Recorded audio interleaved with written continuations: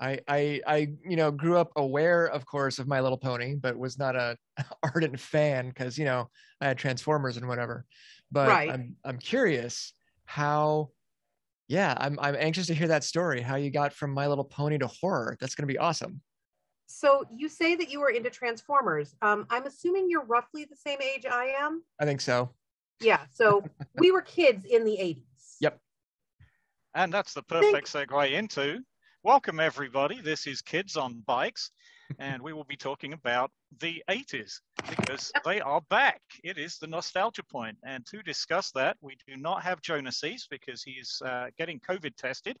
He's negative, by the way. He's negative? Negative. Excellent. Yeah. Excellent. But we do have the majestic Tom Leveen, and we have the unsurpassable Seanan McGuire. And I will happily hand this off to the two of you right now so you can introduce yourselves properly and tell us what the 80s meant to you. Cool. You want to go ahead? You go on. Okay, so hi, for those of you who don't know me, my name is Tom Leveen. I'm an award-winning novelist with 9 novels out with imprints of Random House and Simon & Schuster. I've also written for Image Comics and just recently published for the first time in the BattleTech universe, which was dream come true. We were just talking about that, and we're going to talk more about it in just a moment. And prior to my writing career, I had 22 years of background in live theater as an actor and director. That is super cool.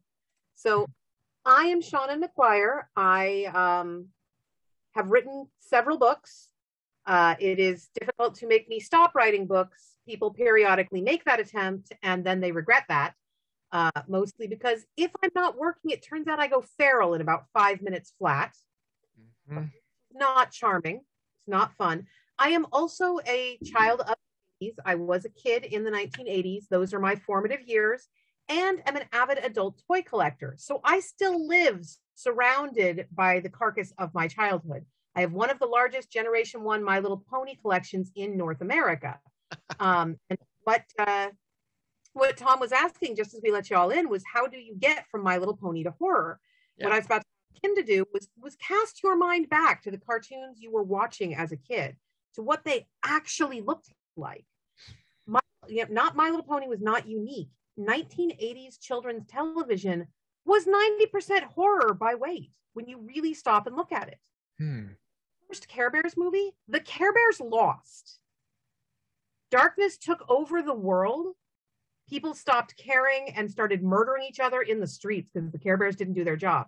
The first My Little Pony cartoon, they fought the devil, who was trying to bring an eternal darkness to the land and transforming ponies into terrible giant dragons that would then pour darkness. The Inhumanoids was a 1980s children's show. And I dare anyone who saw that as a child not to have horrific flashbacks when they just hear decompose. There is no barrier between 1980s fiction for children, 1980s media for children specifically, and the horror genre. Wow. I didn't realize that about Care Bears and My Little Pony because I wasn't watching it.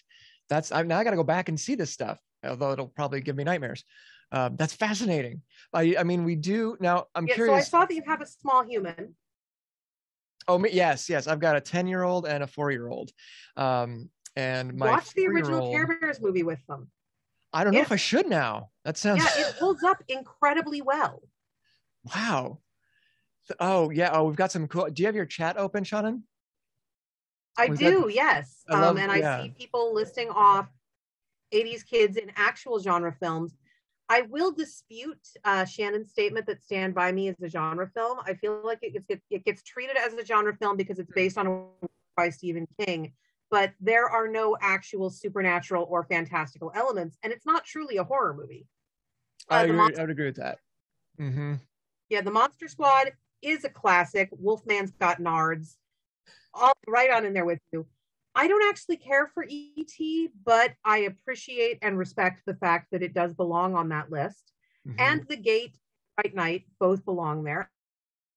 Absolutely. Yeah. Were Absolutely. You? We also have a comment from Shannon. Oh, yeah.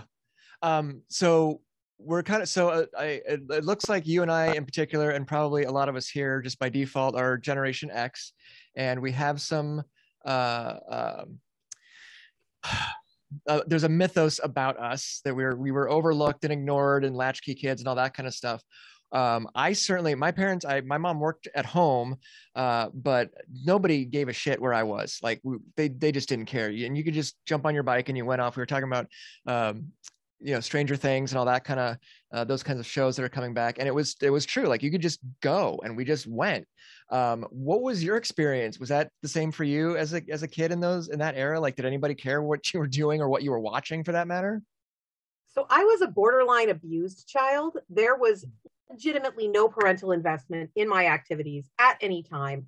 Where's we don't know. There was a creek at the end of our cul-de-sac, and I spent 90% of my time down there. A good friend of mine was actually murdered by a serial killer when we were in 3rd grade. They found her body in the oleander bushes behind our elementary school. Nobody had noticed she was gone. Oh my God. We all just thought she had chicken pox. We were completely feral. That was our purpose in life. I roamed very far. I actually feel bad for today's kids, despite things like what happened to Stacy, where it's like, you grow up and you are never going to have a time when your parents can't find you just by turning on the app. Like, we have curtailed every generation a little bit more. And some of that is necessary because of urban development, which is very anti-child. And some of that is necessary because of reduction of the natural world. But I don't feel like humans have become less safe. I feel like the environment we keep kids in has become less safe. I think that's a great way to look at that. Yeah, that makes perfect sense to me. Before everybody came in, we were talking about where we're living. I'm in the Phoenix area and you're in Seattle, you said. For those of you who are also here locally in the Phoenix area, like our indoor weather starts in June and it doesn't end until right around the end of September if we're lucky. Like I feel like if it's snowing even a little bit, like a little, not a storm, but like if it's snowing, you can still send your kids outside and like go build stuff and play in the snow and whatever. Whereas if it's 120, you cannot be outside physically. And I was kind of bemoaning that my son, who is 10, like he's got a bike and everything, but like we can't just send him outside for an hour or 2 or 3 the way we used to do when we were kids. Because even when I was that age, 30 plus years ago, it wasn't that hot. It was hot. It was always hot. It's Phoenix, but it wasn't that hot, and right. It feels like, they don't have that just go and toddle off and go on adventures and see what happens the way that we did. And even if you do set them loose like that in an area like this, I was walking to school a half a mile by myself by 1st grade. Yeah. If you let a 1st grader do that now, someone will call the police on you for child abandonment. Mm-hmm. Mm-hmm. Part of the nostalgia that we're seeing for 1980s horror is not just parents remembering a time when they got to roam free. It's kids in that age range looking at something that is just as fantastic and unbelievable for them as riding on a unicorn was for us. Megan got to ride Firefly over the rainbow to Ponyland, and that was amazing. And now my goddaughter goes, oh, wow, 11 gets to ride her bike and roam free through the neighborhood and nobody worries about her. That's heartbreaking.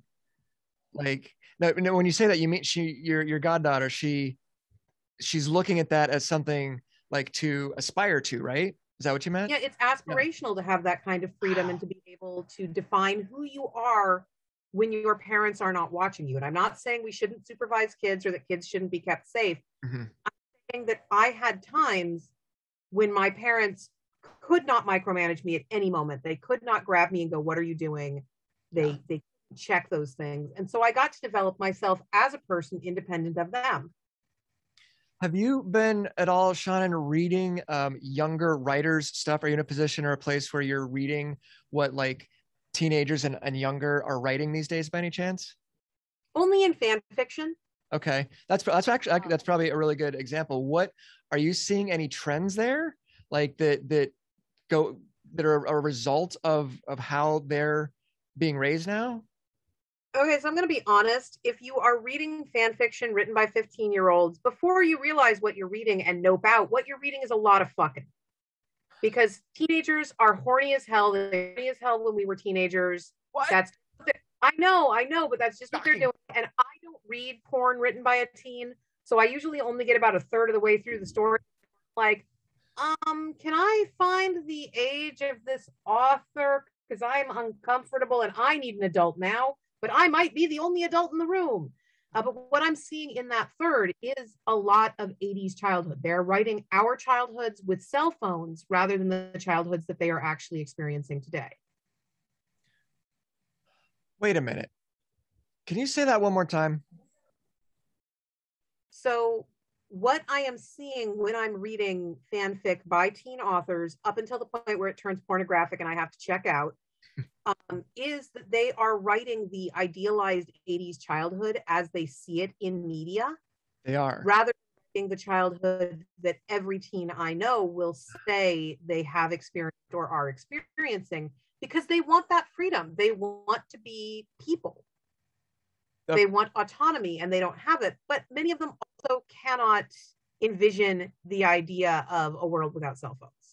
Sure. Yeah, which makes sense. And I'm okay with that. Like I work with primarily teenagers when I'm doing classes and things like that.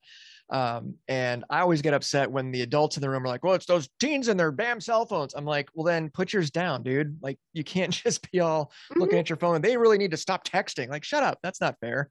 But that's interesting. I was curious if it feels, at least without using too broad of a brush, if it feels generational is the wrong word, but like, yeah, that they're after that thing that we all grew up with, which in retrospect, in a lot of ways, was absolutely neglectful. But on the other hand, like that's, like you said, it's how we developed. It's how we got to find out who we were, what we were made out of, what we liked, what we didn't like. And it's, though, at the same time, I once stepped on a chunk of glass while wading in the creek. It went all the way through my foot, and it was an hour before I could find an adult who could deal with it. So there is something to be said for the immediate accessibility of adults in your world.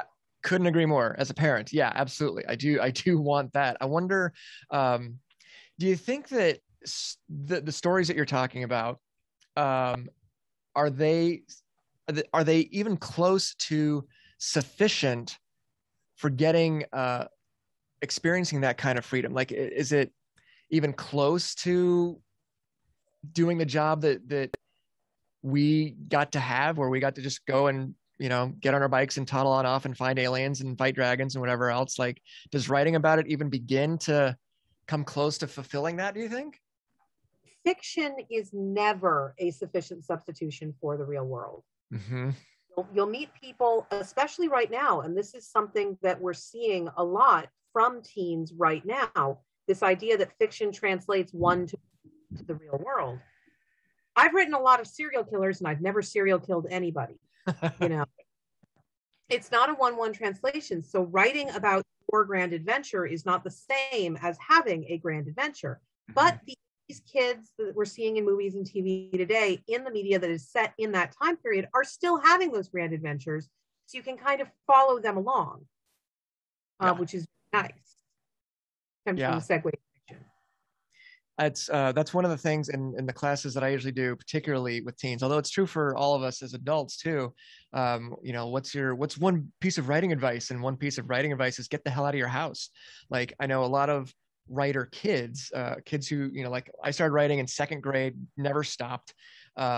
But I wasn't always writing. And there's this subset of kids I've met and who I knew in school, who their routine is you go to school, you come home, you go to your little cave and you write, and then you go to school and you come home and you write, and that's all you do. And like, that's great. I admire your wherewithal to stick to it. That's awesome. But you've got to get the hell out of there and have adventures. You don't have to jump out of an airplane, but you've got to get out and you've got to meet people and do things and see things. And otherwise you're going to have absolutely nothing to write about. So it sounds like, from what you've seen in the fan fiction arena, and this is the same thing I did when I was a kid. I was just ripping off Stephen King and ripping off all the B horror movies that I was renting from your movie house on the corner. It sounds like they're just, would you say, mimicking or echoing the stuff that they're seeing in media, because that's the only experience they have with it? That is very normal, and I think we're seeing some of that. Shannon makes the excellent point over in chat that he knew a lot of kids who ran away from home, became addicts, etc. in the 80s. So Wow. there are ramifications, and there absolutely are. I think I burned through half of my life out of childhood with nothing more than a few scars and broken bones. The single worst thing that ever happened to me physically outside of my home was a rattlesnake bite, and it was my fault. You know, kids do get hurt if you allow them to free roam. That is a part of the free roaming experience. And I do think part of the shift is, not to go back to a horrible earlier panel of this con, but is due to the fact that we got childhood vaccination. You take away the big killers of kids and you stop thinking you have to have 7 children to have 2 get to adulthood. Oh. And 2 become infinitely more precious. Mm. Keep them safe in a way that you didn't really necessarily think of on an individual level when you had 7 of them. You know, my father was one of 11. Holy cow. I feel terrible for my grandma because she popped those things out. Yeah. But, you know, we have lowered birth rates because you have a lowered infant mortality. You have a higher probability of actually getting that investment to adulthood. And that does make a difference. Yeah. I would like to see, now that we are idealizing 80s horror structures and 80s childhoods in media, I'd like to see some goddamn girls. Working on it. Yeah. You know, absolutely. Stranger Things, I actually despise that show. Really? It is feminism as performed by male writers. Oh, Look, we've given you a strong female character, therefore everything else we do is okay. The fact that Leveen supposedly grew up in a lab without anyone giving her these stereotypes or cliches or these ways that girls are supposed to be. And the first thing she does when given a wig is look at herself in the mirror and say, pretty. Like the moment I checked out of that show. Damn. Yeah. It is my favorite book of all time. I know that it is problematic. I know that it is not a perfect book. But the first time I read it, I was younger than the child members of the Losers Club. Mm-hmm. And I have read it at least once a year, every year since then. So I am now older than the members of the Losers Club. The movie, I have discovered a new level of hell, and it is having your favorite book made into a movie that everyone else in the world loves, but that for you profoundly misses the point of the film, of the text. Beverly is a gunslinger. She is the one who can pull back the slingshot and hit without aiming because she has not forgotten the face of her father. Beverly in the movie is literally straight up sexually assaulted by her father, taken by Pennywise, trapped in the deadlights, and cannot get out of the deadlights until a boy saves her. Oh, damn it. You're right. Shit. You're right. You know, and I do think that these experiences are somewhat invisible. There are absolutely race issues with movies set in the 80s that are carried by the white authors that I don't necessarily see till someone points them out to me. Totally. Yep. We remember things through the lens of our own experiences, especially when we're looking back to childhood. Mm-hmm. And we're thinking about the life we lived then. You know, so since we now have grown adults writing these 80s pastiche horror pieces, I want some goddamn girls. Mm-hmm. I want some people of color who are not just there to be set dressing or to be the one token. That was the other issue with the It movie, is they took Mike's personality away. Took Mike's passion for the history of the town away, and they gave it to Ben because they couldn't believe that a fat character would be seen as having a physically active passion, his interest in architecture. So you wind up with the only non-white member of the Losers Club having a personality that is basically owns a gun. Yeah. Wow. I had not thought that deeply about it, but I think you're absolutely right. I think that brings up an interesting point, because I have decided as a writer that I'm just going to lean into my Gen X-ness as much as I can, because I functionally, I just love it. There's a lot to like about it. I like in retrospect, the faux sense of everything's great. Like when I was in high school and college, like our president plays the saxophone on late night, like everything's great. Mm-hmm. And so there was this sense for me, and I think for my friends, of we had the freedom to kind of shoegaze and be all morose and worship Bender from the Breakfast Club. I certainly did. There was a freedom to do that. And then suddenly all that went away, got completely taken away. And we're like, oh, oh shit, like life's real. Okay. And we can't go back to it. And so as a writer, I feel compelled to kind of revisit that with the lens of maturity, or some degree of maturity anyway, whether it's in horror or in YA or in any kind of contemporary story. But what do you think is, so I'm sure we have a lot of writers here with us right now. What do you think our current responsibilities are as writers when we look at those topics, particularly if we're talking about, we're going to write a story set in the 80s or 90s, like a Stranger Things? Like, do we have a different responsibility now than we did 20 or 30 years ago?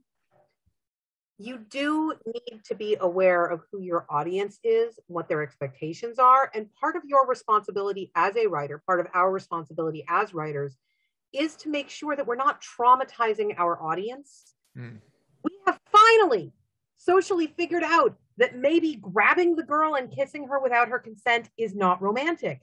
It only took us several hundred years of Western society, but we're kind of getting there. Don't romanticize stalking. Don't romanticize sexual assault, even if it's non-penetrative. That doesn't make it not inappropriate. Watch your language. My first book came out in 2009, and if you pick up a copy, you will find so many ableist slurs. It is just an ableist slurapalooza. And that is because I didn't know. That conversation was not yet going on. Nobody had told me that these words were in any way harmful. You don't automatically know these things if that information has never been brought to you. So yes, a children's books or a YA book set in the 1980s, there were a variety of ableist slurs that we threw at each other on the playground like they were candy. Oh yeah.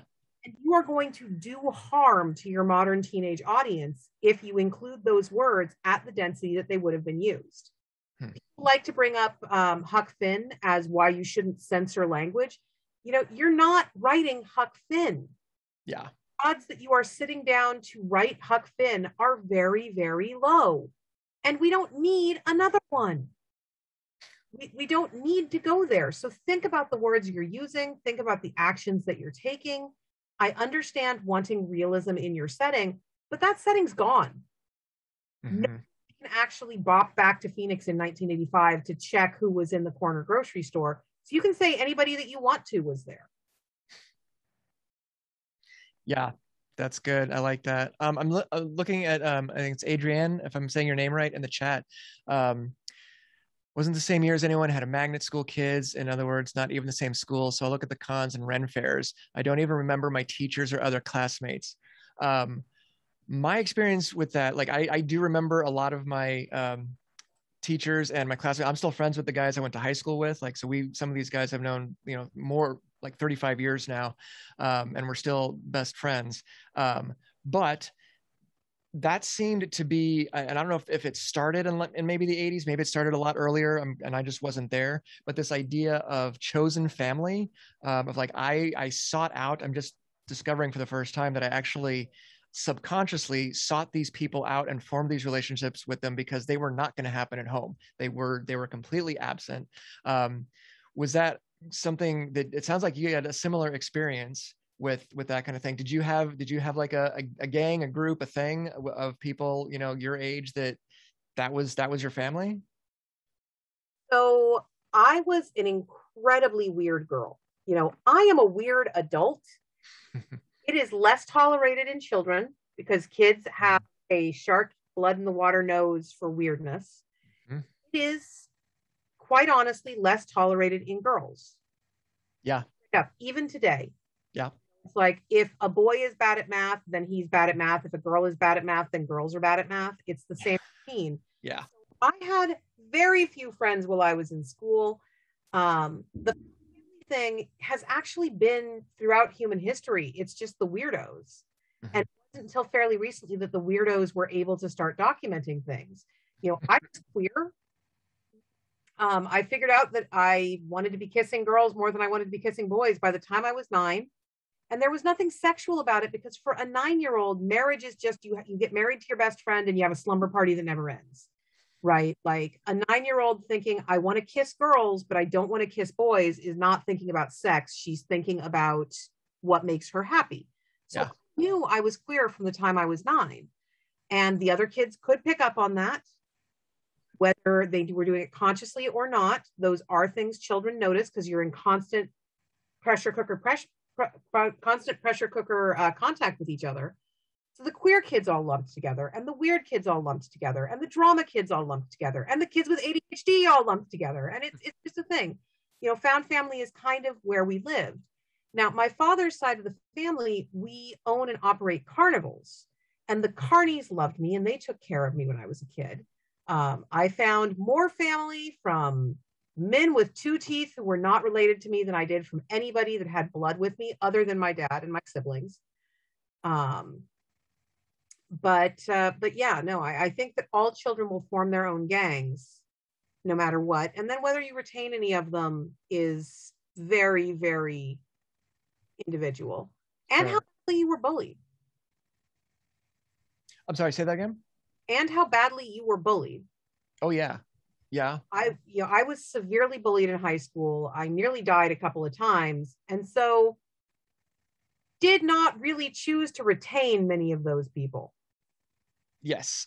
Smart move. Yeah. Agreed with that. Yeah, absolutely. We were talking in another panel earlier today about just, I know for myself, being able to be at a con like this, even though it's not in person, is so like cleansing. Like, oh my God, my people, I haven't seen my people in so long, and not being able to go specifically, of course, in person, but just having these moments, because I know going to a con that like immediately I'm going to be safe. Number one, generally speaking, I'm going to be safe, and that these are my people, you know, and that these, a lot of times, a lot of stuff that I'm writing are going to be for quote unquote con people, which I really, really, really love. So I just thank you for everybody for making this happen and being here. I remember there was, I don't know if anybody was here for it. It was more than 5 years ago now at what was then Phoenix CoKoCon, and some genius had scheduled like it was like an athletic event or a cheerleading convention or something right next to Phoenix CoKoCon. And so seeing these worlds collide out on the sidewalk was like part disturbing, part amusing, part something else. And it's like, wow, something is just really out of sync here. And then I walked by a group of probably 10 people who were huddled in a group, and they were a cappella singing the John Williams theme to Superman. Beautifully, by the way. It was a stunning rendition. And I was like, okay, I'm good. Like, I'm home. These are my people. It's all good. Do you think that, do we have a response, going back to the responsibility thing, Seanan, do we have a responsibility to extend that feel like what are we supposed to do with our people? Does that make, I don't know if I'm making a good question here, but like in our writing, in our storytelling, regardless of the genre or the format, because you've done also comic books, correct? Mm-hmm. Does it recall? Yeah. So regardless of the genre or the platform or the format, what do we need to bring, do you think, to this group? Like, we're all adults, I believe, most likely here today, but what are we supposed to bring for them? Does that make sense? Am I making any sense at all? Visibility, honestly. A lot of my work is actually taken up by teens, as I know is the case with yours. Mm-hmm. You know, I have had teenagers literally come up to me at conventions shaking and crying because they are overwhelmed by the fact that I exist as a material creature that they can interact with. Mm-hmm. Makes me profoundly uncomfortable because I don't know how to deal with that. I'm like, I literally have cat hair in my bra right now. I am not Galadriel come to Earth. Please stop freaking out. But usually like that because they have seen themselves in a book. Yeah. The only thing that we owe is honest visibility of the world around us. You know, we've now got a cheerleaders versus comic fans discussion going over in the chat. The 1980s is really when the modern stereotypes got strongly codified. We've brought in a couple more since then. You know, the tech head, that sort of thing. But the idea of the jock, the weirdo, the cheerleader, all of those really codified hard in the 1980s. And they don't necessarily do us a lot of favors because they ignore the fact that humans are incredibly complex. Yeah. Andrea has just cited my cheerleaders book. Thank you, Andrea, called Dying with Her Cheer Pants On. And it was basically my answer to the fact that Buffy the Vampire Slayer pisses me off. Because the 1980s was the era of the final girl. Yeah. I'm not going to claim that 1980s horror movies were feminist somehow. They were not. You very frequently would have the female survivor whose only superpower was that she kept fighting and she didn't give up. And Buffy came along, and Buffy had superpowers, so she could be the ultimate final girl. And if you look at horror movies during the period when Buffy the Vampire Slayer was the biggest deal, we had no final girls. They had superheroes, they either had superpowers or they were boys, because we lost the ability culturally to believe that a woman without superpowers could win. Wow. I had never thought about that. Hal has asked now in chat, talking of responsibility, is there a responsibility to document the time? I would say no, honestly, because it has already been documented.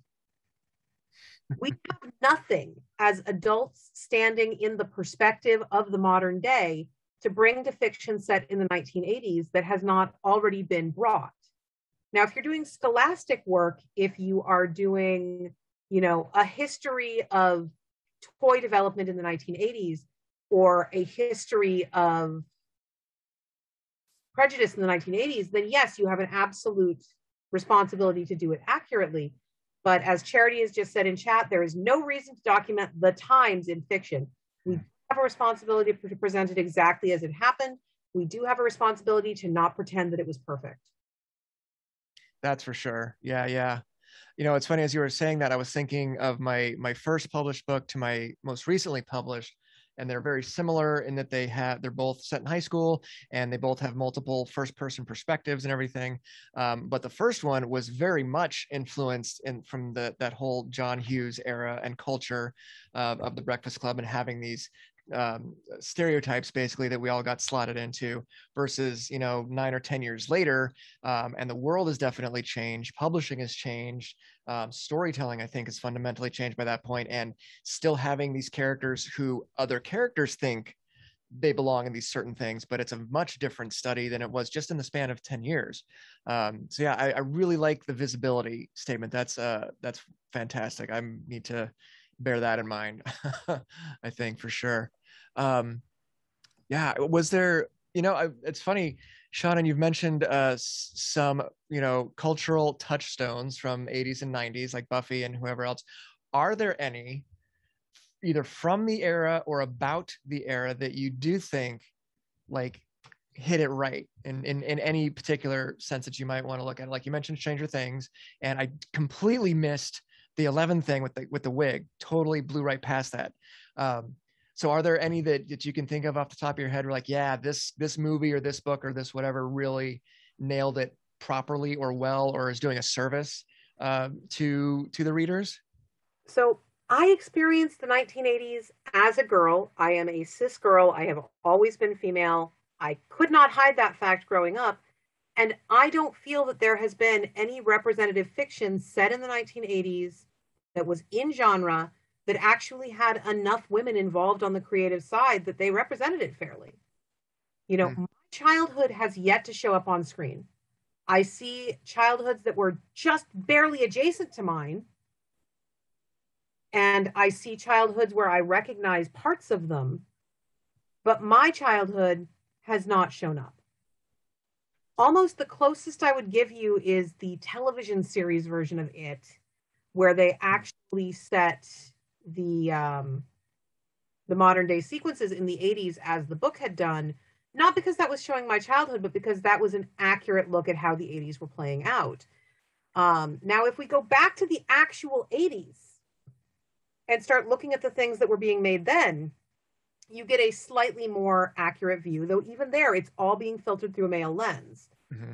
You have very, very little female agency in media of that time. There is a show on Netflix. It's called The Toys That Made Us.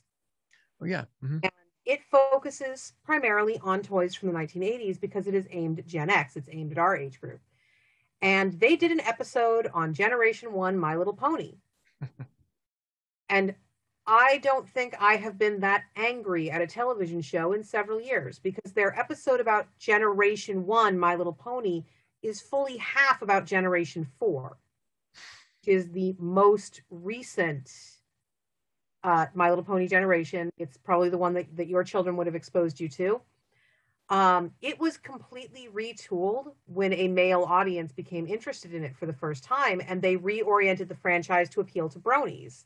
So one of the few female-oriented episodes of this show took a huge amount of the credit for a female-created and driven franchise and handed it over to its male fans for making it popular. I have 3,000 My Little Ponies in the room on the other side of the hall. We did not need a dedicated male audience to get those. You can have girl franchises that focus more on girls. I'm aware that this is very binary, but again, we speak from the childhoods we had. When I was a kid, it was a very binary experience, and toy franchises have always been oriented at one direction or the other. So I think if we want to see accurate 80s childhoods and accurate 80s teen experiences, we need to look at film that was being made in the 80s. I was just, I'm glad Andrea brought it up. The new She-Ra, which I have not seen, but my wife and 10-year-old son have seen and love. Have you seen the new She-Ra? I have seen parts of the new She-Ra. Any thoughts about it? I think Noelle Stevenson is a genius. I think it was very nicely done. It was a great update of the franchise. I was glad to get rebooted. It was simultaneously kind of fun watching dudes who I know never watched an episode of She-Ra in their lives get angry. And feeling on a very small level like they had a point. Because when you, again, look back at 1980s children's media, you'll have the Smurfs and the Care Bears, for kids, for little kids. And then as they get a little older and move into the tween range, you have the teen companions of the Transformers and the teen companions of the My Little Ponies, so you've aged up a little bit and you've hit those 13 to 15-year-olds. And then you take another step up and you get G.I. Joe and you get Gem.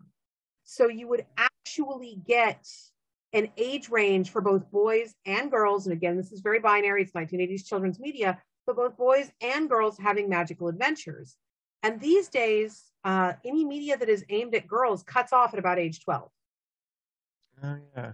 Adult girls and teen girls don't get to have magical adventures anymore. We get to have adult adventures if we get to have adventures at all. And that feels like a subtle form of sexism that is partially, we don't have enough people who understand how to draw boobs without making it deeply sexualized. So I loved the new She-Ra. I thought the story was magnificent. I love that they were able to get those queer themes in there, that we have the different body types, that we have the different characterizations, that Mermista can be a jerk. Like, it is so nice and refreshing.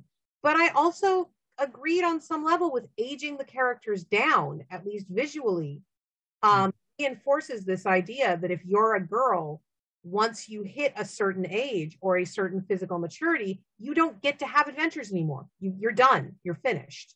And it's in our media. Do you think, I don't know how well read you are in current YA fantasy. Do you think it's true there too? Because it feels like, and I am not at the moment currently caught up in the YA fantasy. Well, first of all, it seems that YA has been sort of co-opted into equating with fantasy now, which was not the case 10 years ago. But what it appears, just working at a library and just looking at the bookshelves, there's a lot of fantasy YA that appears to be aimed at teen girls. Are you familiar with that at all? Is that something that you read? And would you say that that's still true in that area as well? Like, are those girls, those young women not being allowed to have magical adventures? So I read a ridiculous amount of YA. I am trying so hard not to swear because I know they're recording this panel and I know that it will have relevance to a teen audience, but I am a sailor. I read a lot of YA. There is still a lot of it going on in non-fantasy spaces, although I will agree that fantasy YA is the most likely to really break out and be seen. Mm-hmm. And because YA has become so codified as a genre, because YA didn't exist when we were kids. Right. Oh, yeah. You have the Christopher Pike books, you had the Babysitter's Club. There were books aimed at younger readers. Mm-hmm. There were books aimed at younger readers. You pretty much went straight from Encyclopedia Brown to Stephen King. There was no stop in the middle. Absolutely. Then we brought in YA, and the first thing it did was eat middle grade's lunch. So while the girl protagonists in fantasy YA, they are still having fantasy adventures, but they are much more romance adventures. Are they? The breakouts almost always have a very strong central romance. It is virtually required. But again, because middle grade is gone, you are missing the ages between 8 and 14 in the majority of books. And that's because they want to be able to focus on, the publishers want to be able to focus on that romance. They want to be able to say, oh, she's 15, but she's getting married anyway because a plague has wiped out all the adults and they have to breed before they die at 17. Which is an actual series of books. It's called The Chemical Gardens by Lauren DiStefano. They are books. Definitely books. They're definitely books. So I probably shouldn't go here, but I'm gonna, because I can't say I'm surprised by that assessment. Frankly, just that jives with what I've seen just from reading cover, jacket copy and what the covers look like and all that kind of stuff. But they're selling, presumably. So who came first? The publishers telling you this is what you're going to read, or the market saying this is what we want? What's been your take on that? So my take on that is that when I was 11, I read the sexy parts of my mother's copy of Clan of the Cave Bears so many times that the book would just naturally fall open to mammoth dick anytime you set it down. Like, kids are curious about sex, curious about romance. They don't want to talk to adults about it because it's icky. Adults who are not related to them or teachers that have been tasked with this probably shouldn't be talking to them about it because it's inappropriate. And kind of walking through this magical mist of, I don't know what's going on. My brain is entirely made of hormones and everything is very confusing. And so every kid I knew, especially the girls, because we didn't have the ease of stealing dad's Playboys, but especially the girls, had found the sexy parts in all of our mom's books. We would read them aloud. We would sit behind the library and have readings from Flowers from the Attic or Clan of the Cave Bear, all of these things. And so I think that what happened was when we started getting some female-led YA pushed in just a little bit, trying to challenge Harry Potter, see if there's room for both of us, they said, let's have romance. And the parents said, well, this is a book for teens, so clearly it's appropriate. And suddenly these horny teenagers have a book that has, all this stuff in it that they're curious about and want to know. And that's a safe thing. So the sales are absolutely going to be higher on that. Now, again, I do not advocate discussing sex with teenagers. It's not your job. It's not my job. Unless you are a parent or a sex educator, that is not a thing you should be doing. But teenagers still have those questions. They still wonder, which is why they will go looking for resources. And if they can't find accurate resources, by God, they will steal a Harlequin romance and make them. Yeah. What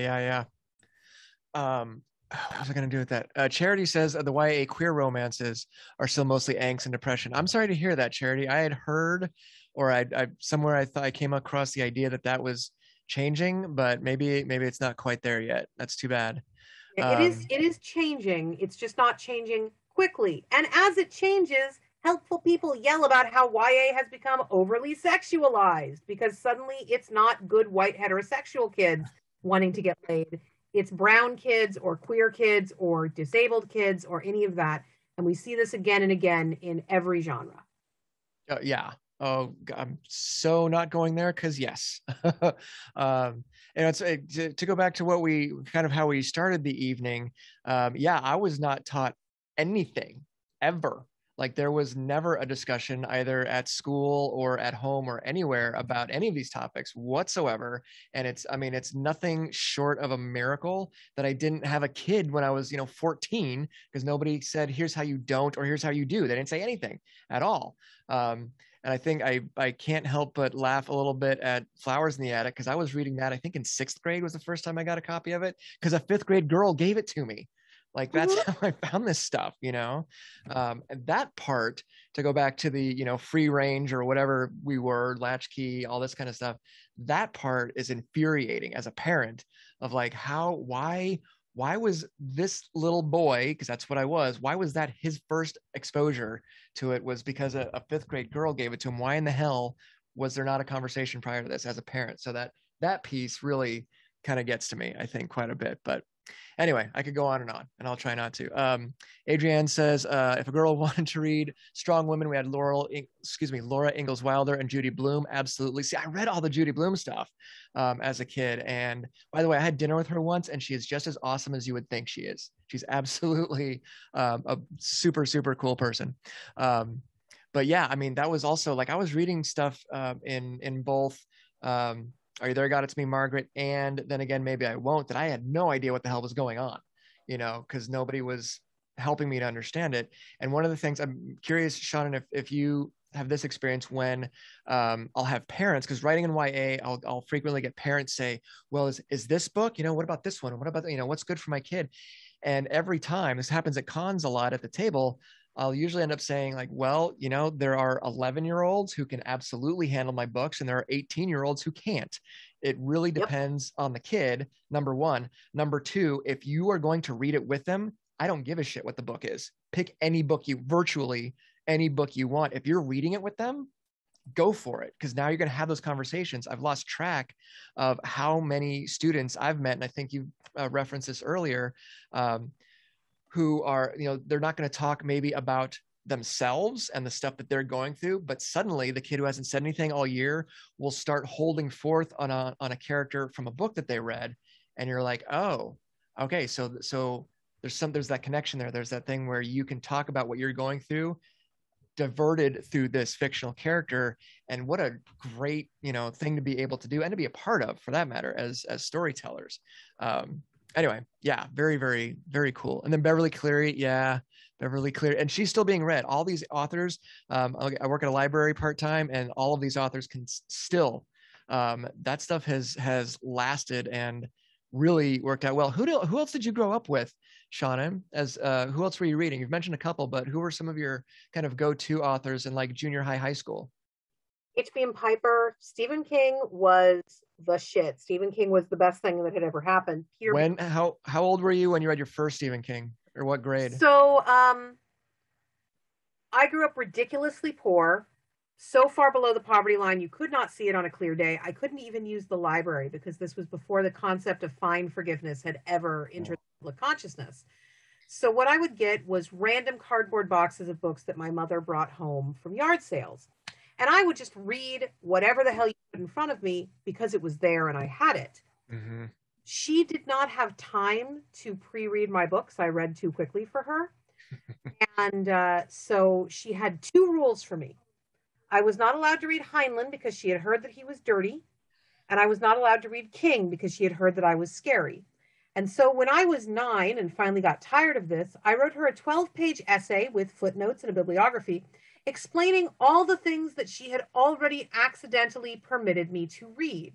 You know, I had read Barker, Lovecraft, Night. By that point, I had gone through the horror classics, everything but King. I'm like, in Rawhead Rex, the titular Rawhead pulls a man's lip over his head like a hat. I do not think Stephen King could present me with any images more horrific. And I put this under her door, and she got me a copy of Cujo. So I was 9. Please tell me you have this essay somewhere. Please, God. It's in a box of papers. But I will say that my experience as a voraciously reading child who was just given boxes of books and told to go is that a kid will just ignore the parts that don't make sense. I didn't realize there was sex in any of my favorite books till I went back and reread them as an adult, because I didn't care. I wanted to see Rawhead Rex pull a man's lip over his head like a hat. You know, none of that mattered. So King was my big guy. He was the big gun. I read a lot of Anne McCaffrey. I read a ridiculous quantity of Piers Anthony. And the fact that people viewed Piers Anthony as appropriate for children when they didn't think the same about Stephen King is just like, Yeah. Shannon in the comments says kids still respond so much to Night Shift, which I didn't realize, Shannon. I hope that's awesome. I'm so glad to hear that, because that is, Night Shift and Skeleton Crew. I don't remember which one I read first, but one of those was definitely the first thing that I read. And I think I was in 5th grade. And again, no one, Duncan says, like, same with me. My parents did not police anything that I read. And I'm at the breakfast table with, my Skeleton Crew popped up while I'm eating corn pops or whatever the hell. Booberry or whatever. So yeah, they just did not police that, and good. I'm kind of glad about that. Me too. I'm glad that Shannon, that younger people are still responding to those stories, because some of them, they just land. They just absolutely land. I mean, Night Shift is a brilliant book. It is. Our moderator, when are we actually cutting off for time? I think in 8 minutes. Yeah, you've got 8 minutes. Okay, brilliant. So a couple more minutes and then wrap up with, where we can find you and what's next and all of that sort of stuff. I got a quick question to throw in because, I'm English and I grew up English, and all of the American coming of age 80s movies were alien to me. That it was all coming of age rituals, sort of like John Ford Westerns, all coming of age, rituals for an older generation. And I didn't understand any of them because they weren't mine. Right. It was weird. So they were all discovery to me. The whole of the 80s was discovery. This is how America works. This is how this other country does things. It's all pinky swears and baseball bats hitting mailboxes and wedges, and we didn't have any of that. So it was alien to me. It was fascinating, and I loved the 80s because I was, in my own culture, and often reading in my own culture, but watching in another culture. Wow. Did you have that experience, or was it just American? So is 80s just nostalgia, or do you remember seeing other people's cultures through 80s stuff? For me, like a lot of it, the 80s were so saturated with propaganda, which we didn't realize at the time, but in retrospect, this whole, Rocky IV, like that was just what we were spoon fed. That's what I recall. Like everything was Russia bad, USA good. And we just rolled with it, at the time. Certainly at my school we did. So I was aware of that, but outside of that Cold War era type stuff, I think like the English were always smarter and they were good guys, but we could beat them if we had to, kind of like it was ridiculous stuff like that. I think, I was not really super culturally aware of what else was happening anywhere else but my own backyard, I don't think. And part of that's just being a kid. And part of that I would think off the top of my head is the way the country sort of ran at the time and the things that we were being told and the things that we were being fed, so I don't know. How about you, Shannon? So I was watching as much British television as I could get my hands on. A lot of it aired on my local PBS stations. So Doctor Who was the soundtrack of my childhood. Collected the novelizations. Several of my favorite early horror novelists are actually British horror novelists. So I really had a very skewed idea of what Britain would be like because I was getting it from the media. And the thing that we need to remember a lot of the time is that this media is being created by people our age. We're the ones writing books today for teenagers today. So they are going to be reading things that are 20 years, 20, 30 years too old for them. So I'm like reading Slime, which is about killer jellyfish coming out of the British taps. And there is a remarkable amount of nudity. So I just thought British women didn't own pants. Is that true, Hal? The slime or the pants? Whichever, 6 of one, half dozen the other. John Halkin, I presume. John Halkin. I love John Halkin. The fact that he is not better known breaks my heart. I'm also a massive, massive fan of Harry Knight, and I really wish he hadn't died before he was able to conclude his plagiarism suit against Michael Crichton. Oh, Harry Adam Knight, John Brosnan. Yes, who wrote Carnosaur. Yeah, he was Simon Ian Childer as well, which were very deliberate names because one was Hack and one was Sick. That is true. Wow. I didn't know that. That's interesting. Oh, we got a whole new panel going. Oh, yeah, and suddenly we're into 80s horror. No, we've got 4 minutes left. So where can we find you online, and what are you doing next? Yeah, go ahead. I mean, if you can spell my name, you can find me basically everywhere. If you can't spell my name, you've got a problem because it's literally on your screen as I'm speaking. But I am Seanan McGuire on Twitter, on Tumblr, on TikTok. The only place you're not going to find me is Facebook. While I do still have a profile because I can't delete it without the risk of impersonators, I have not checked Facebook in almost 2 years. Good for you. So I am all over the place. I am most active on Twitter. I am too active on Twitter. My publicist wishes I would be less active on Twitter. And the next thing I will be doing is the Old Scares panel in approximately 15 minutes. So I'm very excited for us to wrap up on time so I can go to the restroom. That sounds good. We'll do that. Yeah, same thing. As long as you spell my last name right, which again, as Seanan pointed out, is right there on the screen. You can pretty much find me across most social media, whatever your favorite is. I'll probably be there. And I've got in my bio here, or not here, but back on the Discord, I've got a bit.ly link to my newsletter, which is weekly, and we talk about reading and writing and just life stuff in general. And you can get a free copy of my first novel, Party, which I'd be more than happy to send to you. And I think I'm technically done for this particular con, but I'm gonna try and stick around in the Discord because there's so many cool panels going on. So I'm really looking forward to that. So yeah. Sean, it was so good to talk to you again. We didn't get a chance to do that at the last Fan Fusion, so this was cool. I miss you. I hope that we get to run into each other the next time I'm in Phoenix. Yeah, absolutely. Please. Well, what do you have any? I mean, obviously we're all COVID and whatever. We're not going anywhere right now. Not going anywhere right now. Yeah, me neither. All right. But Seanan will be with us, COVID permitting, in 2 years' time as our author guest of honor at CoKoCon 2023. Sweet. And if we're still locked in our houses in 2 years' time, we're all going to go on murder sprees. So agreed. Sounds about right. And as far as panels goes, Tom, I highly recommend New Life for Old Scares, which will be in 15 minutes, featuring Seanan McGuire. Hey, that's cool. Yay! I hear good things. So thank you all for coming. Thank you, Seanan. Thank you, Tom. We'll wrap this up so you guys can go to the bathroom. Yay! Good night. Thanks, everybody. Take care.